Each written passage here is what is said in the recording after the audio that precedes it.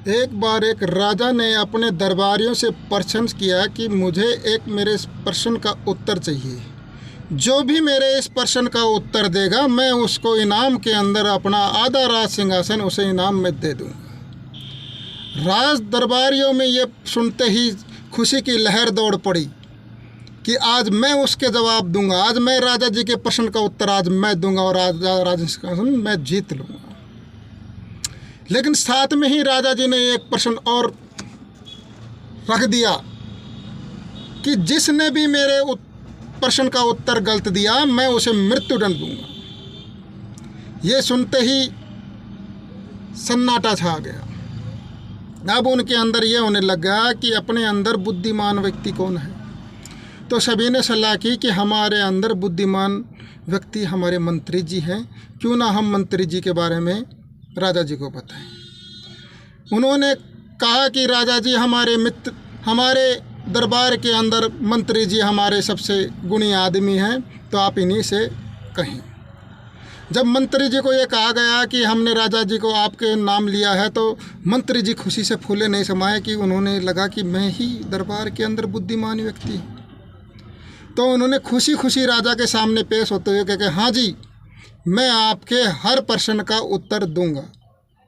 तो राजा जी ने कहा, प्रश्न सुन लो, उसके बाद में एक मेरी शर्त और है, अगर आपने उत्तर सही नहीं दिया तो मैं आपको मृत्युदंड दूंगा। तो मंत्री जी ने हिम्मत दिखाते हुए कहा, ठीक है, आप हमें अपना प्रश्न बताइए। राजा जी ने प्रश्न किया कि बताओ भगवान कहाँ है, कैसे मिलेंगे और क्या करते हैं। उन्होंने प्रश्न सुनकर मंत्री जी ने कहा, मुझे 1 सप्ताह का समय चाहिए। तो राजा जी ने उन्हें समय दे दिया। अब घर आने पर मंत्री जी चिंतित घर पे रहने लगे। धीरे धीरे 1 दिन गया, 2 दिन गया और वो धीरे धीरे अस्वस्थ होने लगे। चिंता से, फिक्र से उन्हें नींद नहीं आने लगी और वे धीरे धीरे कमज़ोर होने लगे। उनकी इस कमज़ोरी और अस्वस्थता को देखते उनके परिवारजन और मित्रजन ने पूछा कि क्या बात है आपके साथ। तो उन्होंने बताया कि मेरे को राजा जी ने एक प्रश्न पूछा, अगर उसका मैंने सही जवाब नहीं दिया तो मेरे को मृत्युदंड देंगे। तो उन्होंने ये कहा, उनके मित्र ने, बताओ मेरे को बताओ क्या समस्या है, कैसा प्रश्न पूछ लिया। तो उन्होंने बताया कि राजा जी ने मेरे से ये कहा है कि मेरे को ये बताओ कि भगवान कहाँ हैं, कैसे मिलेंगे और क्या करते हैं। उनका मित्र यही बात सुनकर बहुत ज़ोर से हंसा। इतनी सी बात के लिए तुम घबरा गए। अरे मेरे मित्र हो, हिम्मत रखो, मैं तुम्हें बताता हूँ रास्ता। बोले यार बताओ, जल्दी बताओ मेरे को। बोले कल तुम्हारे साथ में मैं चलता हूँ और अपने राजा को ये कहना कि छोटे मोटे सवालों के जवाब मैं नहीं देता, मेरा मित्र देगा। दूसरे दिन प्रातःकाल राज दरबार में जब पेश हुए तो उन्होंने कहा, जी छोटे मोटे सवाल का जवाब मैं नहीं देता, मेरे मित्र देंगे। कहा ठीक है, अपने मित्र को बुलाओ। दरबार के अंदर मित्र पेश हुआ। उन्होंने राजा जी से कहा, राजा जी मेरे को एक दूध का कटोरा चाहिए।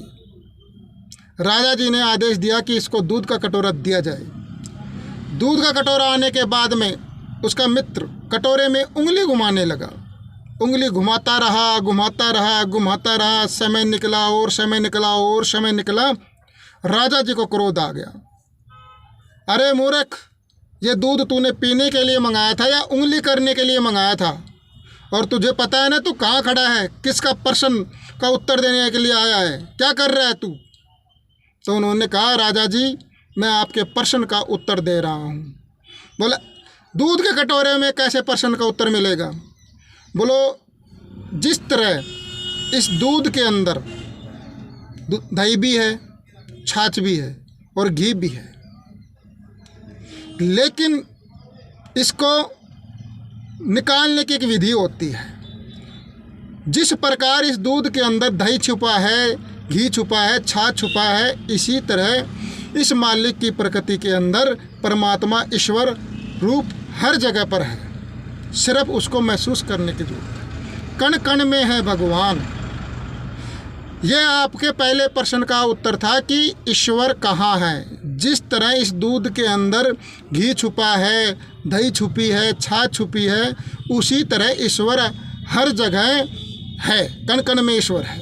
यह आपके पहले प्रश्न का उत्तर है, जिस तरह दूध के अंदर सब कुछ छुपा है। तो बोला मेरा दूसरे प्रश्न का उत्तर बताओ कि वो मिलेंगे कैसे, उनसे विधि क्या है। बोलो जिस तरह इस दूध के अंदर से घी, छाछ, दही निकालने की एक विधि होती है, उसी प्रकार एक विधि होती है जो परमात्मा के शरण में हमें ले जाती है।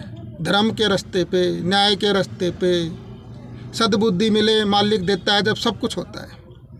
तो जिस तरह इसके अंदर दूध के अंदर सब कुछ छिपा है, इसी तरह प्रकृति के अंदर परमात्मा है और उनकी मिलने की भी एक विधि है। राजा संतुष्ट हो गए। उन्होंने कहा मेरे तीसरे सवाल का जवाब और बताइए कि भगवान करते क्या है। तो उन्होंने कहा कि आप है ना कुछ समय के लिए मेरी जगह आ जाए और आपकी जगह मैं बैठता हूँ। राजा जी खुशी खुशी उसकी जगह आ गए और उन्हें राज सिंहासन पर बैठा दिया। तो बताओ, बोलो मेरे को तीसरी, जल्दी से जल्दी मेरे को उत्तर बताओ कि भगवान करते क्या है। बोलो भगवान राजा को रंक और रंक को राजा बनाते हैं, क्योंकि जो उनका मित्र था वो राज सिंहासन पर बैठे हुआ था, इसीलिए उसने कहा कि ईश्वर राजा को रंक और रंक को राजा बनाते हैं। इसलिए मेरे भाई, मेरे मित्रों, मेरे दोस्तों, मेरे बंधुओं, आप हमेशा उस ईश्वर पे विश्वास रखें। ईश्वर जो करता है वो अच्छा करता है और आपके लिए भी अच्छा करेगा, और ईश्वर अच्छा ही करता है।